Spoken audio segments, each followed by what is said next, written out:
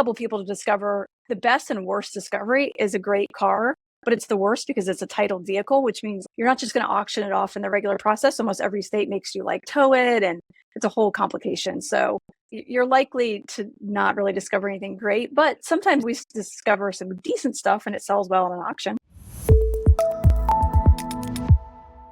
And welcome back to another episode of Niconomics, the show for curious entrepreneurs and wantrepreneurs that want to learn about how their businesses work. My name is Nicholas Haluski, and you know what? There's a lot of glamorizing going on right now of the big exit or the $100 million holdco. But the truth is that everybody starts somewhere. That $100 million holdco that you see today probably started out as a little baby SMB and just grew over time.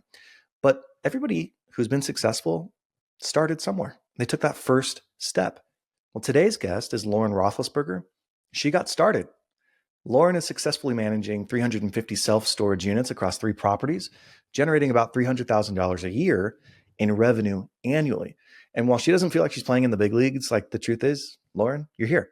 And in this episode, you're going to learn what a cap rate is and what a value add strategy is in real estate, why focusing on a local market gives you a competitive advantage versus focusing across the entire country, and how Lauren managed to convince the seller to finance part of her first storage deal despite some initial resistance, and how you can use her same strategies to get you into your first deal. So if you're still trying to get that first deal under your belt, this episode is for you. Enjoy. All right, Lauren, welcome to Niconomics. Oh, hey, thanks for having me. Good to be on. Awesome. Well, let's just hop into it. Tell me, what is your business and how do you make money? As I wrote you earlier about this, I'm in self-storage. We won't really talk about it. I also have a dumpster roll-off business, and those kind of went hand in hand. But the one I think we'll focus on today is self-storage, which I've been doing for longer. I'm excited to talk about self-storage because I think that real estate Twitter and SMB Twitter have fetishized the self-storage space. And we're gonna get to like all the reasons why. But I want to first start by asking, how did you get into this? Because you have a really, really interesting background. Pretty short version is I'm a military spouse. We've moved all over the country/world for the last 20 years. I knew I wanted to get into real estate just on the residential side because I had family members that did it. And I kind of had the mindset, like, just buy something every time we move and then we'll take that investment and, hold it. And so we did that. But as I started to learn about commercial real estate, I was like, this just seems like this is the next place I want to go with this. And so eventually we have sold off all of those homes and then put it into commercial real estate. So that's kind of a slow ramp up. But over the last few years, I've really gone full time into that. And cool. It's been great. On the self-storage side, can you give just some perspective on how big are your holdings currently? I don't even know how to measure the self-storage. Do you do it on number of units? Is it by revenue? So you could obviously do it on any of those. Number of units is popular. Square footage is popular. I do number of units just because it's a little bit easier for me to calculate out. I have a tiny, tiny portfolio compared to many people, but I've got like 350 units or something like that. So it's very small. There's lots of people on Twitter with thousands and thousands of units. What's interesting is that they're in a better place because it's totally in economies of scale. So like, there's places where I'll expand eventually and add more units, and that it's better to be bigger, but getting my foot in the door, that's kind of where I landed right now. Yeah. So, and you said that, there's lots of people who own thousands of units. You own 350, which to me sounds like a ton of units. Talk about the business in particular. What exactly is self-storage? It's interesting because the product base is really different. So when you talk about self-storage, you've got like your Class A, super nice, climate controlled. Some of them you can drive into. They're sort of like the Four Seasons. And then you've got all the way down to just drive up kind of gravel lots, maybe a little more like a Days Inn Motel 6 style, but they both do really well. Those are 2 totally different client bases, and they're looking for different things. Like I have drive up storage, that's easier to get into when you acquire. If you want to put something really nice in there, I will be the first person to tell you this is not the place for you. Go somewhere else with some climate control. So that's kind of essentially what you're doing, right? You've got a space, different variations of unit sizes, and then people rent them for you. It's a month-to-month basis. So it's kind of nice because pricing is very dynamic. You don't have long leases, and you spread the risk some over the number of tenants, right? So it's a pain in the neck to have hundreds or thousands of tenants, but you're also not going to have a huge, massive tenant exit where you go to zero, likely overnight. So that was actually one of the things that I liked a lot when I was looking at the business is I'm not afraid of risk, but I'm also like trying to make sure it's smart. So to me at that time, I was like, okay, this makes me feel more comfortable because I feel like I can buy something and I won't lose everybody all at once, even if I raise the rent or if they figured it out. So those are all the things that kind of attracted me. So it's an asset class that has kind of a broad spectrum, right? So you have anywhere from extra space storage is like the publicly traded company Yep. that I know of. Yep. Class A, like you said, climate controlled, all the way down to anybody who's driven in the remote parts of the United States to see random Yep. storage units in the middle of 100%. nowhere are not climate Yep. controlled, gravel, and Yep. everything in between. This is just like a personal question. Did you ever watch the show Storage Wars? Everybody always asks this, and I've actually never seen an episode of it, but I can see the appeal to like throwing open the door and discovering what's in there, which rarely do you discover anything good. I've known a couple people to discover the best and worst discovery is a great car, but it's the worst because it's a titled vehicle, which means like you're not just going to auction it off in the regular process. Almost every state makes you like tow it, and it's a whole complication. So yeah, I think you're likely to not really discover anything great, but sometimes we discover some decent stuff and it sells well in an auction. The reason I brought up the Storage Wars is because A, I've always thought that was cool, but B, that was like my first exposure to self-storage. And it feels very different to me than typical commercial real estate, where commercial real estate, you have these triple net leases where the tenant is taking care of pretty much everything. But with these storage units, they have to get the auctioneer to come out. They're opening up the unit. They're helping people Yep. bid on it. And then people got to go remove stuff. So it seems like it's more business intensive than the traditional commercial real estate, but you still have the commercial real estate side of things. Am I understanding that right? You do, yeah. So it's kind of nice because you've got the property side of the commercial real estate. And a lot of people tell you storage is the greatest covered land play. Like you're putting something on there, it produces income. And, depending on how many, maybe it never comes to fruition, but for a lot of places like that eventually comes a piece of land that as development happens around it, that becomes far more valuable as something else. You sell out, but you made all that money off the land in the meantime because they're not particularly expensive buildings. I mean, it's been more costly to build now than it was, but like compared to most anything else, they're pretty simple. So yeah, people definitely have to understand it's a fully operational business. We answer the phones every day. We have to deal with auctions. We have an online auction system that we use. We have a property manager. Like there's no tenant that's taking care of anything for you. So it's kind of a little bit of a hybrid in the way that you always say, oh, there's no toilets at storage facility. That's true. However, there is a lot of other crap. So it's not Unintended. Yeah, right, pun intended. So it's like really not just like a slap it out there. And in fact, those are the kind of people you want to buy from because there are people that just kind of like they rent, they don't chase down people that don't pay, their stuff builds up and it just becomes a nightmare because it's really a day-to-day operation business. So talk to me, the business side of things. How big is your team? So I have a customer service rep. Well, I have 2 customer service reps. We actually do the shared services model and split some of that with the dumpster rentals just because they follow a lot of similar operational things. So we do that. And then a property manager. And I'm lucky my places are close enough that I can use one property manager to go throughout the places. So I didn't used to have that, but are they pretty geographically similar? Are your storage locations close to your dumpster business? Yes. Actually, my dumpster business is on the property of one of my storage locations, which is great because we don't pay rent. I made a decision about probably a year and a half ago to be like, I'm pretty much geographically going to focus on one area. And it makes acquiring much, much harder because I'm unwilling to go anywhere other than pretty much an hour from my house, which is funny because I'm not really the person that goes out there, but I have a hard time just buying in areas that I know nothing about. The municipality can make huge make or break decisions that impact your property. And so I like that I read the local paper every morning.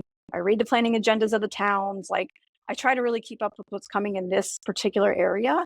And I just don't think I could do that in all those locations, not with the tiny team that I want to run. So for me, I'm geographically focused, and that's pretty much where I plan on sticking. North Carolina or where? North Carolina. Yeah, even down to pretty much like 3 counties.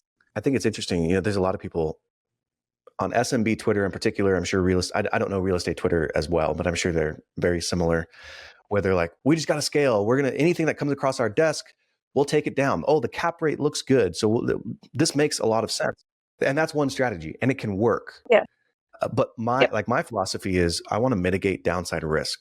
And those philosophies, while they're going to work, let's say 80% of the time, they're a lot higher risk because you don't know those markets. Whereas you're focusing on your core competency, essentially, right? Like Right. Warren Buffett talks about Right. this. He takes the fat pitch, Yep. the things that he knows. You're focusing on the areas. So yeah, deals may come up a lot less frequently, but you're probably willing to pay a little bit more for them because you know the area, and you're going to do a lot better in the long run because you understand that market's dynamics, right? So your probability of success goes up to like 98%, and your downside risk is like 2%, whereas the other model is 80% success with 20% downside. I don't think that either one of them are like right or wrong. For me, I prefer being slow Yep. and like understanding my risks. So you don't have to qualify it or say like, well, I'm just focusing on my small area here. I think it's a very, very smart strategy.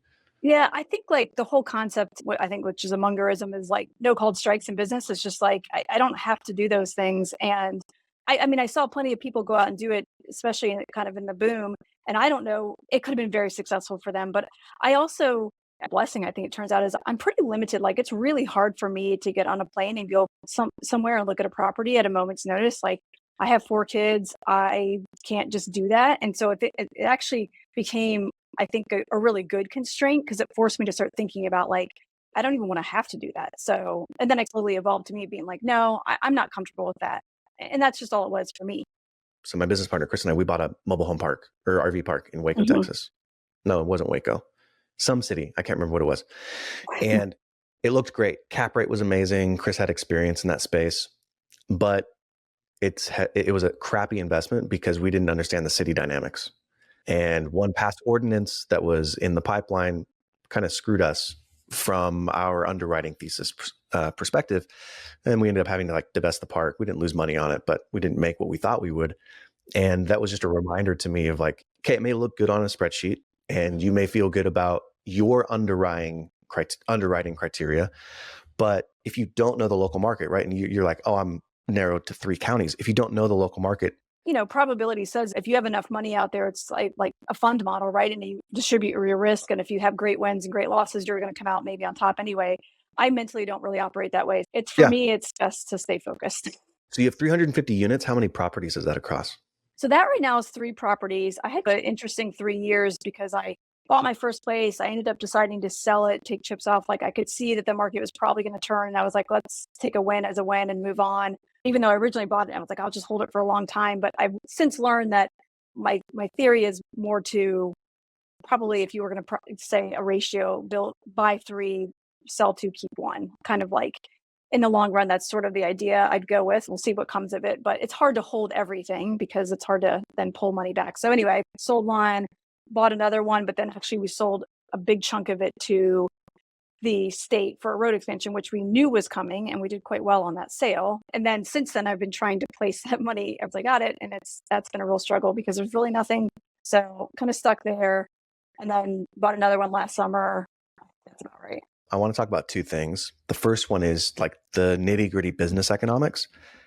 And then the second thing is sort of general philosophy, general strategy. Okay. I'm very curious on the strategy side of things, but I tend to get too ADD on things. So I'm trying to help me focus myself. So on the 350 units, how do you measure, how do I put this? What's your average revenue per unit? Let's just start there.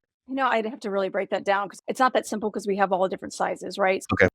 I'd have to get into square feet, which I don't have in front of me. I'm hundreds of thousands in revenue. It's nothing crazy, but A year or a month? like over the year. So Over the I year. wish it was over a month. Yeah. Sorry, I need a lot more than that, but yeah.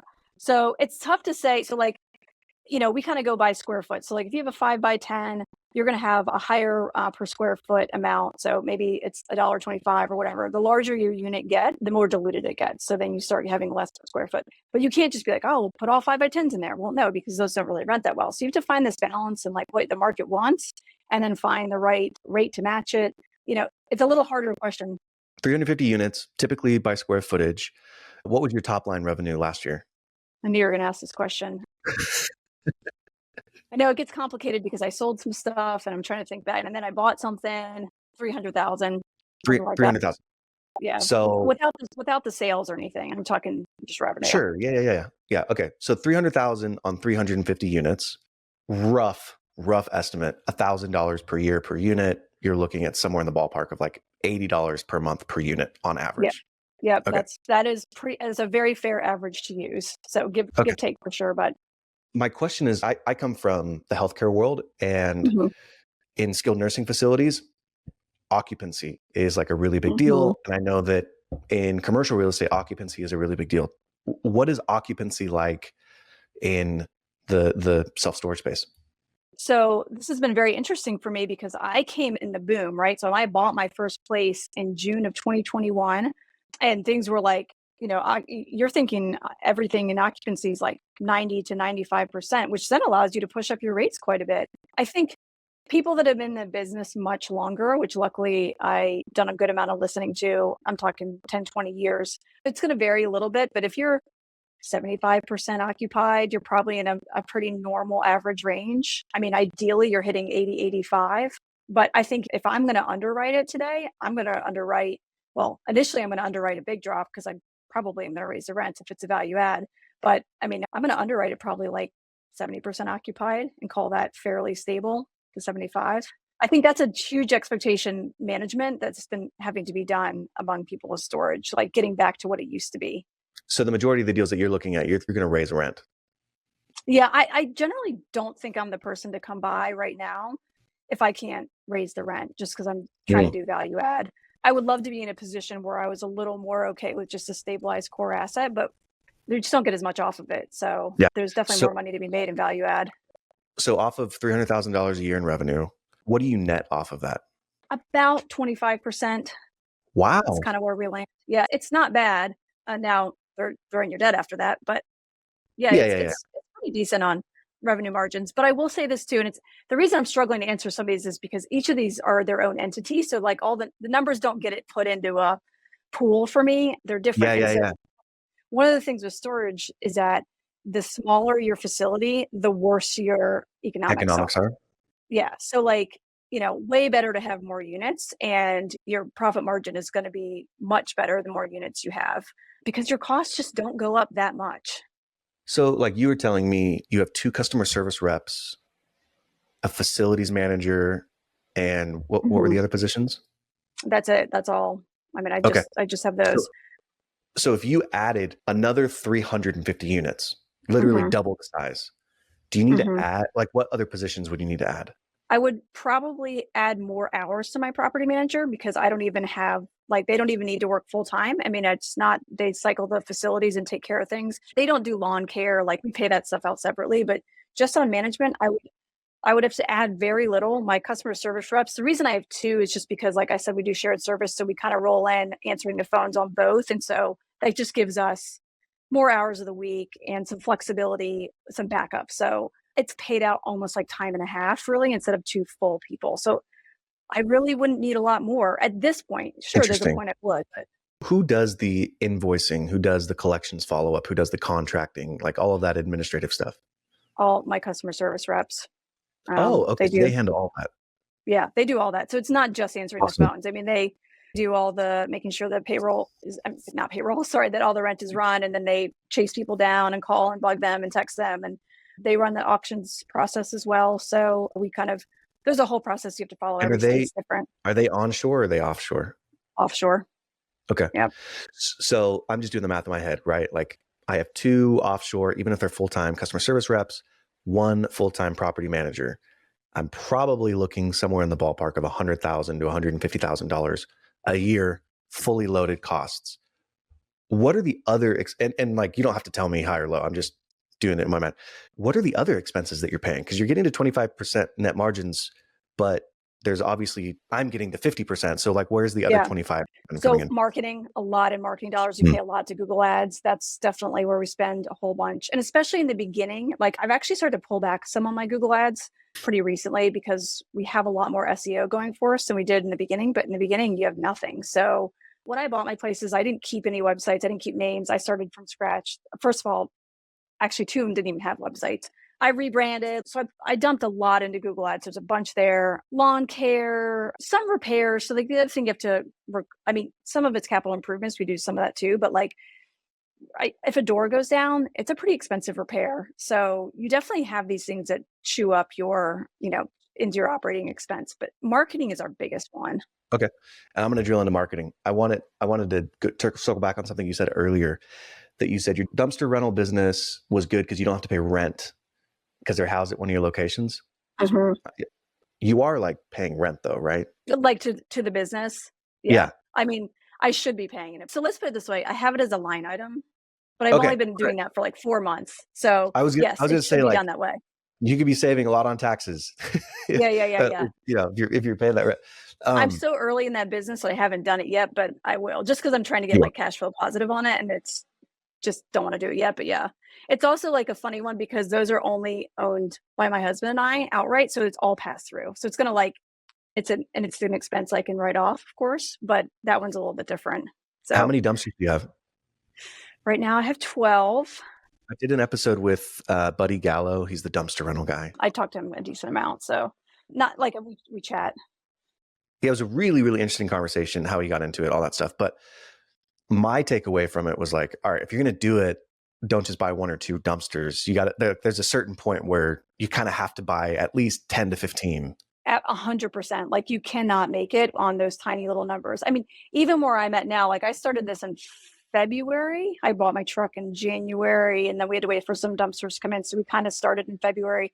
I started with 4 and got up to 12. Like ideally, the thing about this business, and I didn't listen to his episode yet, but I imagine he'd echo it, which is like you need to get to 2 trucks and the dumpsters and probably 25 to 30 dumpsters as fast as you can. Because one, if you have 1 truck, you technically have no trucks, because as soon as it breaks down, you're in trouble. So you're like gambling until then. I'm in the very fortunate position that I have just someone I've befriended that has the same business. We're not really competitors, but he's got 2 trucks. And so if I got in a pinch, I can like sort of pay him to use his truck for a day or 2. So that's kind of my current backup plan. But Another reason why it's good to be local. Yeah, no, exactly. So it's, so we do that. But yeah, I don't think you can survive in this business if you don't get a good number of dumpsters fast, and you have to hit marketing really hard. Yeah. So on the self-storage, talk to me about your customer acquisition cost. Do you know what your customer acquisition cost is? It's about $65 a person. So, which is, the next question you're going to ask me is like, what's your lifetime value? Well, that's where it gets really tricky, because it could be 3 days. It could be like, oh, I moved in, but then I decided that I didn't need this and I'm going to move out. And I mean, they paid a month, but like it's month to month lease, right? And then you have people that will stay for years and years and pay for the junk that is in there. And it's not all junk, but like there are definitely people that are paying for junk. The math I like to do on it is to take your churn. So do you know what your churn is per month? Let's see. That's pretty small percent. I mean, it's not that high. Give me a number. Question. We churn like, I don't know, 3 to 5 people a month. Okay. 3 to 5 people. That's 1%. Sheesh. All right. Let's say. Yeah, not that many. It's not that many. That's great. Okay. So let's, for me, it's just going to be easier to do this way. Let's say it's 5%. Yeah. That's way, way, way, way, way higher than you are. But let's just say it's 5%. That would mean is if 5% churns every single month, it's going to take 20 months for you to turn everybody over. And so I usually use that 20 month as like, that's the lifetime length per customer. And so if I'm charging $80 per month per customer and it's 20 months, then what is that? $1,600?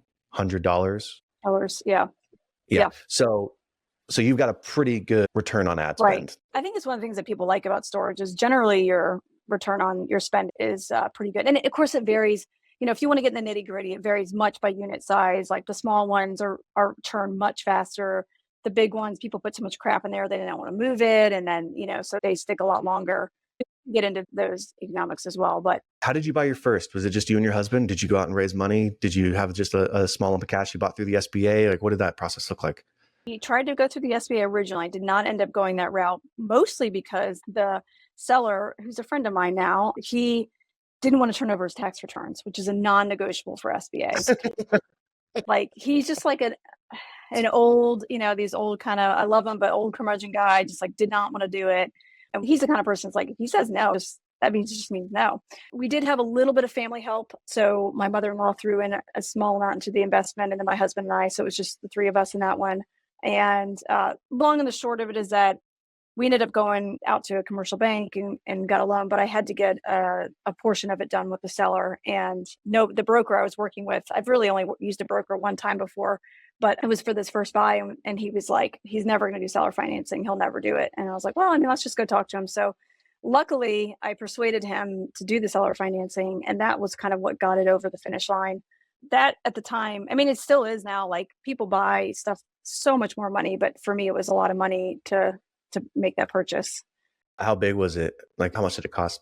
That was like 720,000. It was 80 units, I think, if I recall. I've since sold it. I did pretty well in sale, and it was just a great learning experience, right? Like, I mean, it was awesome. I kind of figured out, You like, got in yeah, the this game. does work. Yeah, I got in the game, and I sometimes, I don't want to say regret this. I'd love to own everything I've ever bought. Like, I wish I didn't ever sell anything, but that allowed us to, like I said, take some chips off and then reinvest it Yeah. into something else that's a better buy. I feel the same way. I have my best sale that allowed me to just have a lot of financial freedom is also the one where I'm like, I wish I wouldn't have sold it because I just really Yeah. like that. I really like that business. But Yeah. talk me through. Now we get to the sexy part. Everybody loves self-storage space. Like Nick Huber's done an amazing job of, hey, look at me, sweaty startup, raises money from people on Twitter and grows a self-storage space. What makes it, in your opinion, so attractive to people? I think what really hooked me was actually years and years and years ago, my uncle, who owned a ton of real estate in Texas, was like, self-storage seems like a great thing to buy. And I looked at it at that point in time, but we were just about to move overseas and the whole remote management thing had not really come to fruition. And so I was like, I don't know about like having to have someone on the ground and then I'm going to be far. And so I kind of put it on hold. And then by the time we had moved back, the remote management thing really kind of worked out. So I think that's something that's very attractive. Like I kind of mentioned earlier, I like that you have a lot of tenants. So it felt like the risk was of just going to zero, which much slower. I like that I can dynamically price each and every unit. I mean, I can do it by season. I can change it as I need to. So I really like that aspect of it. And I mean, I think the remote thing it's pretty big for me. I love that you can kind of set it up and not have to be there. Totally. What do you think people get wrong about it? Well, I think what people get wrong about it is occupancy, for one thing, which is partially because that's what everybody was told for the last couple of years, is that 95% occupied, like that's normal. It's not normal. I mean, I guess maybe it could be somewhere. I think they also get wrong that it's just a commodity. Like people are going to go to the place that's close to their house. If it's 3 miles away, that's pretty much where they're going to go. And I mean, again, if they're choosing between a place that's climate controlled and a place that's not because of what they're storing, sure, that might be a difference. But like, there's nothing you're going to do at a storage facility that's going to make them want to drive 5, 10, 15 miles away to store something. There's just not. So this idea, like somebody the other day was trying to pitch me like a luxury storage facility. And I was like, I don't even know what that means. Like, what are the amenities? I don't understand. The conversation is reminding me of my conversation with Tyler Purcell, who builds laundromats. Oh, and yeah. He's got this philosophy where it's like, all right, I go and find 3 laundromats in this small area. Mm-hmm. And if they are dilapidated, right, they haven't been updated in a long time, that tells me that there's demand, even if the experience sucks. So I'll go find a place in that location after doing a bunch of demographic research, apartment complexes, washing, whatever. And then I'll build new, and I know that there's already demand there. So I'll kind of eat the business of these zombie laundromats. I don't know that it's the same with self-storage, because self-storage requires a lot more real estate, doesn't it? It does. It requires a lot more real estate. And I mean, I think there's something to be said for like newer buildings, newer doors. Drainage is a really big thing. So in some of the older places, you'll see that like the drainage wasn't done right. So you're fighting water all the time. I mean, I would love to build something from the ground up and just, now that I know what I know, do it right. Right. So yeah, we're going to expand on one of our places. Now is not the time to do it. But tell me how are these businesses valued? Are they on cap rates? Are they on a multiple of EBITDA? Are they on a multiple of the number of units? What does that cap look rates? Like? Yeah, the cap rate. So your NOI, yeah. And that was a huge light bulb moment for me. Like that was kind of what drove me from residential to sort of the commercial side, which storage is still considered commercial, because that was when I finally understood that like, oh, so the value of this piece of real estate is something that I can make better. And it's not just like, what do me and my neighbors sell my house for? I mean, that's in residential, you're so capped at sort of just the comp value. Whereas if I can improve the income, which we've been able to do everywhere we go, I mean, it's huge. So, I mean, you can increase your value massively. Can you quickly explain what a cap rate is to people who are like, huh? Cap rate? What is Yeah. I just know no cap means not to lie. Right. So a cap rate is going to be like when an appraiser comes in, this gets very complicated, right? So you have the compression of a cap rate. So an appraiser will come in and just say that, you have X amount of income, and then we're going to divide it by this cap rate. And they pretty much determine what the cap rate is. They look at the market, they look at what other things have sold for, the type of, facility it is, what other, like, is it nice? Is it not nice? All that kind of stuff. And then you divide your NOI by that cap rate, the capitalization rate. That's like basically what's saying what kind of income you would make off of it. And then that gives you your value. So it's incredibly subjective. Like, it's kind of crazy when you think about how it's done, that you're like, this appraiser could basically say that we're going to use this cap rate and it's going to add hundreds of thousands of dollars to the value. The way that I like to think about it is the NOI, that operating income, is the return. Right. And the purchase price is essentially the investment. Right. And so the cap rate is the expected return on that investment every year. Right. So if you have a property that's doing $200,000 a year in profit, NOI, and the purchase price is $1 million, you would have a 20 cap rate. Right. It'd be a 20% rate of return. Now, the better the facility, so the newer, the higher end, because real estate is so stable, the closer it actually gets to like the federal funds rate. So like you could be selling these properties for, on average, a 4, 5, 6% rate of return. Right. And then the worse they get, the higher the cap rate will go. And those are typically going to be 10, 11, 12, Yep. or maybe even 50% cap rates. But I don't think people really understand, at least I didn't for a long time, how real estate was valued. But that's really how it's looked at, is like this net operating income is our return. And so we'll set the price based off of that. You could say multiples, they're just using a percentage as opposed to It is. the Yeah. number of multiples. And I think what took me a long time to wrap my head around is like what you're talking about when you're buying something and what you're talking about when you're selling something, you want the cap rate to compress and show the stability of it. That's good for value for you. But when you're buying, high cap rates can be good because maybe there's opportunity there, but also like you could come in with something that actually the revenue is terrible on, but if you can improve it. So you can't look at it too much when you're buying, because especially if you're going to do value add. I mean, if you're thinking you're buying something stable, that's totally different. But if you're going to do value add, don't worry too much on what the income is, what is being produced at the time. Just know what you can produce. It sounds like your strategy has been buy, raise rents or rehab, sell, roll it into something else.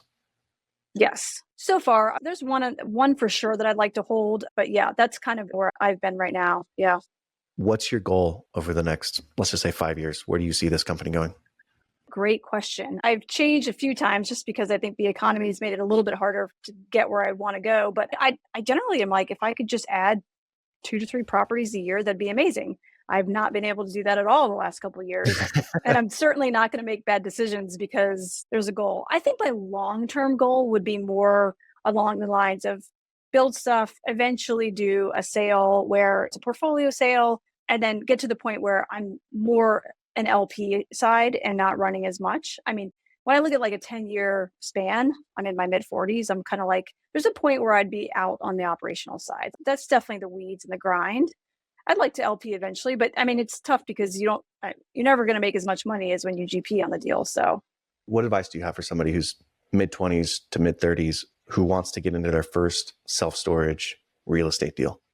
I was very shy and didn't even understand really about the investor opportunity. And it actually took me a long time to take any outside investors that wasn't like a family member. I was super, super nervous about it. And I have no desire to be someone that's sort of like, I guess more of the syndication model. Like I'm just taking tons of different investors. And there's nothing wrong with that. I mean, there's people that have done very well with that.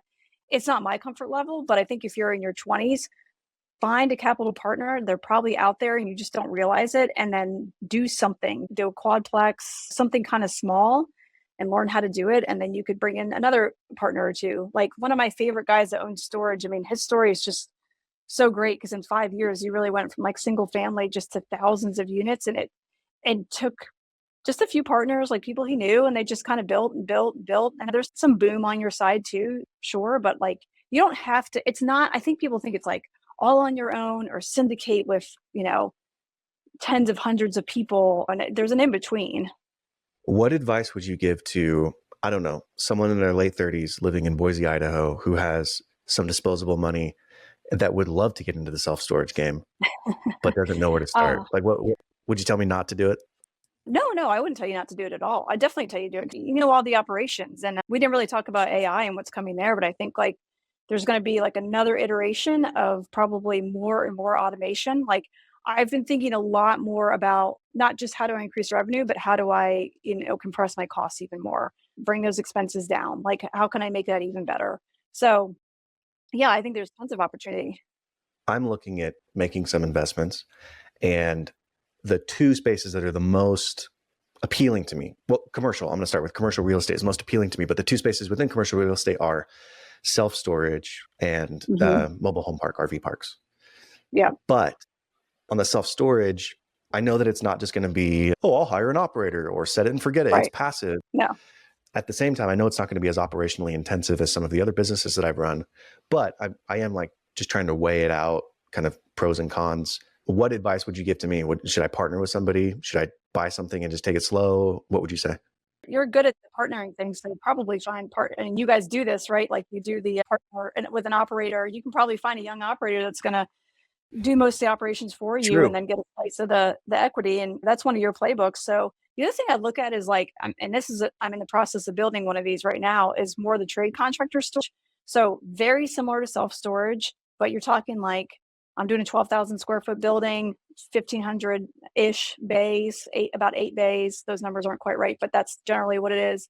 And that's kind of this nice blend between like some of the good stuff about self-storage, but some of the good stuff about industrial. So it kind of meets in the middle. Leases are still shorter. I wanted to get into that, but I'm like, okay, we're already at 40 minutes. But like that was going to be one of my questions, because you're kind of already doing that with your dumpster rentals, right? Yeah. It's just about now like expanding it. And you said you were building, or you were doing additions. I didn't know if that was going to be a part of the strategy or not. Yep. Yeah. I have one place I'd like to expand, and that's part of why I haven't done it yet, is I'm like, do I expand self-storage or do I actually expand something a little more business oriented? So like on the self-storage, you're very B2C. I mean, you may rent to a small business, but like it's still pretty much a B2C thing. Whereas if you start to go into trade contractor storage, and then of course into just a flat out industrial building, you're getting much more on your business to business side. And there's something nice about that. I mean, I like a lot about self-storage, but you definitely deal with some questionable individuals. I just had like my first like real sting operation the other day to like get these people out that I was like, I don't know what you're doing wrong, but I just know you are. So like, so you have some of that stuff, but like, I mean, every one of these businesses comes with the downside. You just have to take it. But yeah, I think I'd look at any of that stuff. Okay. It's tough to buy existing because the prices are so dang high. If you can find anything off market, but I mean, even that's hard right now because everybody's attacked. Anything you can find online, people like every VA under the sun is called for, on some acquisitions team. It's ridiculous. The other part about it is that they told a lot of these owners like some pretty crazy numbers. So it's really hard to get them back to reality. They're still stuck at a lot of those high valuations that we had during the bubble. I got some rapid fire questions to end this. You ready? Sure. All right. What do you love about this business? Well, I love that it actually is flexible. And that was huge to me. Like, again, I've got 4 kids. I have a crazy life. And the fact that I could do this on the go and be flexible and be where I want to be at the same time, like, is pretty incredible. What do you hate about it? There's actually nothing I hate about it, but you do sometimes deal with some people that are they're not the most upstanding citizens. So, and I'd like to think that it's just me and my crappier storage, but I have a feeling that you come across those people. It's either you go like the entitled route and they're mad, or you go the like just maybe not the best people in the world. So yeah, I mean, it's not great, but I don't hate it. I like this question. What businesses or industries are you the most jealous of? It's funny because your business is the one I'm the most jealous of right now. So I'm recently decided that being in site work might be one of the best things you could ever be in. So when you go to build a building and you have to get it graded and the whole land made to whatever it needs to be, right? Whatever the engineers have said, I mean, retention ponds, whatever, they make an unbelievable amount of money. So like around the range of about, at least in my little area, which is probably much lower than most places, $3,000 a day, $5,000 a day. Like, and they move around dirt. And I'm not saying that what they're doing is not important, but they rake in money. And if you're, Right. I think it's just that I think it depends on how you run it. Like there's a lot of equipment, right? So I've never even looked at all the numbers because I actually Yeah. don't want to sit in that vehicle, but I'm fascinated by the fact of how much money they make. I love that answer. It's the first time I've heard that answer. Now I Yeah. have a new business to research. If you have 2 hours in your day and you don't have business responsibilities, you don't have family responsibilities, what are you obsessed with? What are you spending your time on? I really love just reading and listening to business. Like I love the podcast. I like I just think it's super interesting. Right now I've definitely been diving into sort of the AI world to see what that's going to look like. I'm old enough to remember when the internet came to fruition, and it feels a little like that. I'm not someone that thinks robots are going to take over the world, but I do think that it's more of just a leveraging tool. Like I think the tool sets that are going to start coming out are going to be amazing. Like I think we're really going to see some pretty cool stuff. Agreed. What advice would you give yourself 10 years ago? Buy commercial real estate sooner. So, I mean, I just wish I had done it like earlier for sure. I couldn't figure out how to do it, and I didn't really know who to ask. And truly getting on Twitter was like life-changing to me. And I know that sounds very extreme, but like I just all of a sudden was like taught things that I just never had exposure to. Lauren, this has been a fantastic conversation. You're obviously exceptionally bright, hardworking, driven. I love your investment philosophy and thesis. I think that it's a breath of fresh air in a world of people just trying to get to $50 million in 1 year. So I appreciate you being candid and open and coming on and sharing your stuff. Where can people come find you? I am on Twitter. I think I'm LC Rothlisberger, and I'm on there. Haven't been as active this summer because honestly, my kids have sucked the life out of my Twitter life, but in a good way, trying to lean into the summer. But yeah, I'm on there, and then I'm pretty easy to find from that point. Cool. Well, I can't wait to check in with you in a year when you've got 7,000 units under management. Yeah, not likely, but we keep just grow slow, and nothing wrong with that. So I appreciate you having me on. It's fun. Of course. All right. Well, we'll talk soon. All right. Sounds great. Thanks. All right. That's it. Another one for the books. I'm fired up. I don't know what else to say. I hope you found something valuable in that conversation. I hope you learned something. I hope there's something that you can apply to your business today, tomorrow, in the future that makes you money, makes you more successful, gives you more time with your kids. If there was something, I'd love to hear about it in the comments below. Give me some feedback. And if you like actionable advice and you want more of this, I write a weekly newsletter that gives insights, tips, and tricks into the world of entrepreneurship. Subscribe in my bio. And if I can help you in any way in your entrepreneurial journey, don't hesitate to reach out to me, nick@cofounders.com. Sorry, Kelly, for more emails. And the last thing is, remember, curiosity is a superpower and you can use it to your advantage. As my mom used to say, there's no such thing as a dumb question, only dumb people. We'll see you next time.